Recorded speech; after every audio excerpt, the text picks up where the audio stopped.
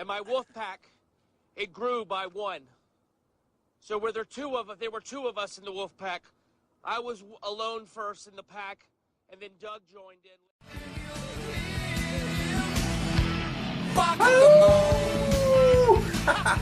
Hey guys, we are back. We are ready to go. We got some huge news today. Breaking news. It sucks for me. Horrible, depressing, terrible news for me. It's gonna be awful to even say it out loud, but the other half of the Wolfpack will be very excited. We'll get to that in a minute.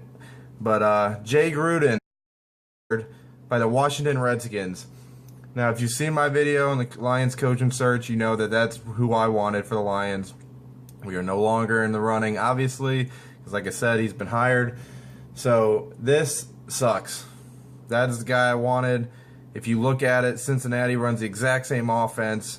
Just trade out Dalton for Stafford, trade out A.J. Green for Megatron, trade out Gresham for Pettigrew, trade out Ben Jarvis Green Ellis, the law firm, for Joique Bell, and then trade out Bernard for Reggie Bush. They're pretty much all the same players. So it would have been an easy transition, would have been perfect, would have been awesome.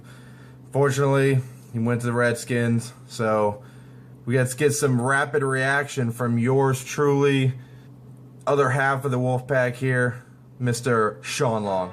Mr. Crowley. Thank you, Kyle, for that introduction, and glad to be back in the pack once again. Unfortunately, for you Lions fans, a little disappointment involved if you were hoping to land Jay Gruden. Redskins fans, hey, we got something to cheer about. Thank God we didn't have a lot to be happy about after a 3-13 season. That's true. But hopefully with Jay Gruden, this will be bringing some hope and change to D.C. in the football area. Anyway, Gruden's a younger coach. He was one of the most sought-after guys. He had several interviews planned. He even had an interview with Minnesota that he put on hold yesterday when it started looking like he was getting close to inking out a deal with the Redskins. So, you know, Gruden comes as a highly touted coach. He's got, he was a player in Louisville. He went to college in Louisville and played in the UFL and AFL.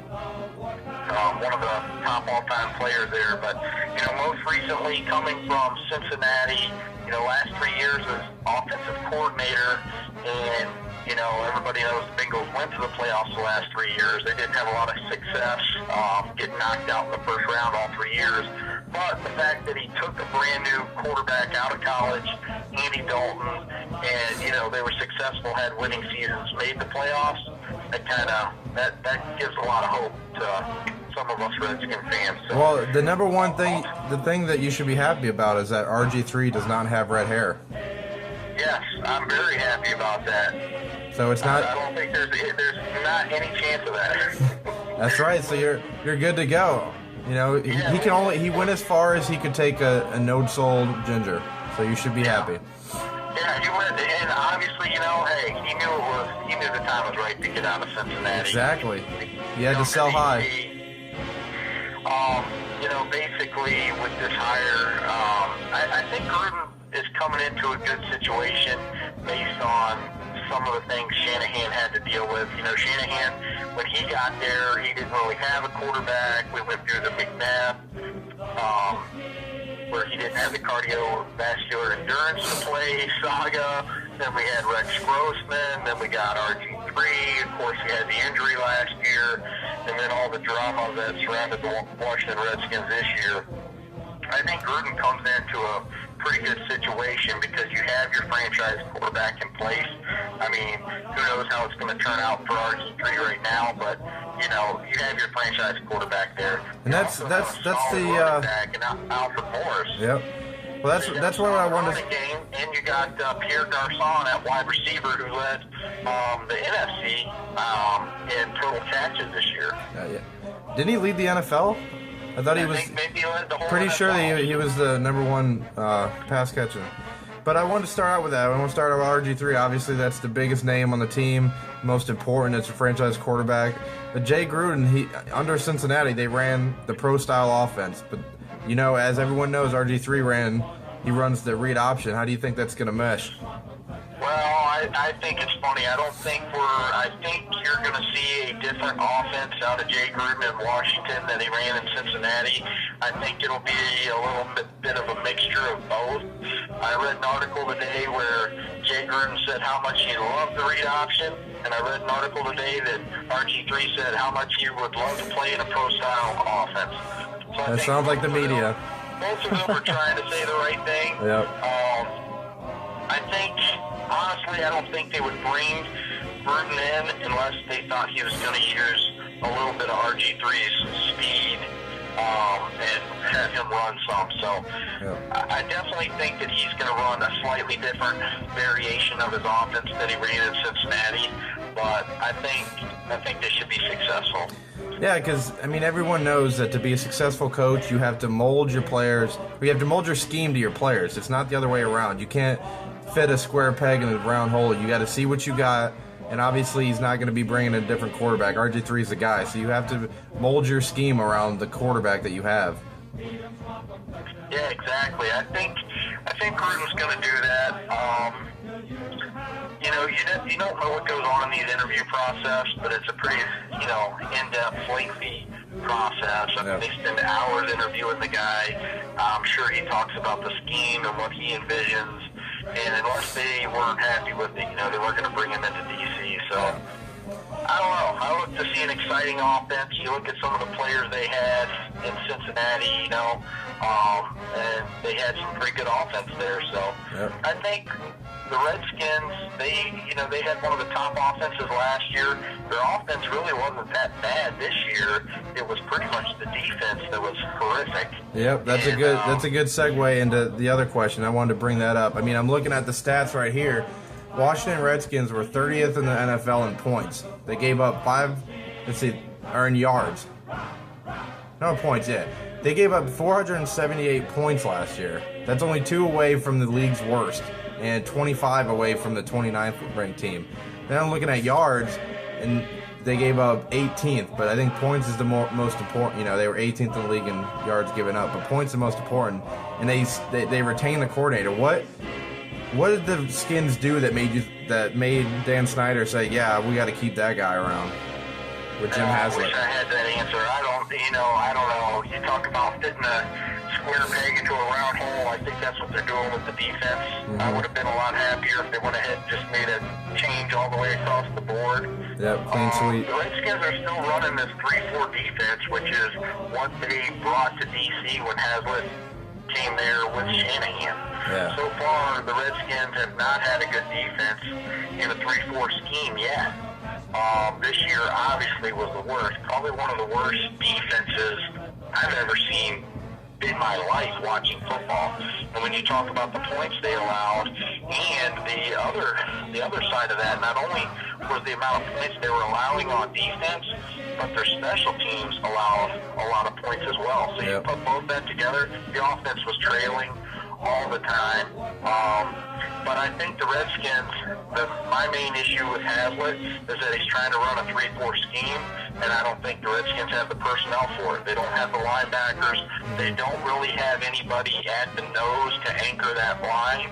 Yep. And I think until they get that figured out, they'll struggle. Yeah. I think they'd be better off just to go to a 4-3 traditional defense they had before. I think the players are suited for that scheme better, but you never know. Haslett may come out and change that. Hopefully he changes something drastically. I hope so for you too, man. I used to hate the Redskins, but every time we play them in the playoffs, we lose. And then, in case everyone didn't know, I didn't do a fact, but here's a fact. Lions finally beat Washington in Washington for the first time in history, and Washington and Detroit are 2 of the oldest teams in the league, so that's pretty sad. But let's wrap up the Redskins talk. I'm happy for you, man. Jay Gruden, I think he's going to be awesome. But let's hit a couple things that came up real quick this week that I thought was pretty important to talk about. Johnny Football. You know, Manziel, he declared for the NFL draft after 2 great seasons at Texas A&M. All I got to say, really, is I'm thankful that we have a franchise quarterback. I would never want that guy in Detroit. What do you think? Yeah, I think Johnny Manziel, if you go back to earlier in the season when he was doing his little sign language out there about the cash sign. Yep. His little cash money thing. I think that's what it's all about. He's leaving college. He's going to get a payday. I really wouldn't want to put that guy in charge of my team. I would not want to give him the keys to that and the Johnny Manziel show in the NFL. Yeah. I think he was a phenom in college, but honestly, unless he matures, I don't see him leading a pro team. In my opinion. Exactly. I think the biggest quote came from last year when he said that he was just another college athlete and he didn't, just another college student. He didn't understand why he was getting all this scrutiny. Right there tells me he just doesn't get it. When you're the quarterback of the team, you are held to a higher standard. Yeah, and then when you consider all the other off-the-field stuff that was going on with Manziel, with the partying, speeding, you had the whole autograph session thing. Mm-hmm. There's just too much there to ignore. I think any NFL team that gambles on Manziel, I mean, they're bargaining on getting a phenomenal athlete, which he is. Yep. But I think in the NFL, if you're going to be successful, you have to be more than an athlete. Yep. Everybody's a good athlete. Exactly. And if you're going to lead an NFL team, everyone's got to buy in and believe in your leadership, and I don't think Manziel can do it. And in the NFL, it's almost more that part of it is more important than the physical tools. I mean, look at guys like Chad Pennington, who it wasn't great, but with his physical tools, he never should have made it. He never should have been in the NFL as long as he was. That guy had a noodle arm. Everyone who has a noodle arm, it gets compared to him. So it's not all physical talent. It's all the other side too. Yeah, I mean, even take a look at Peyton Manning. Even though he's a great athlete, and he's done amazing things his whole career.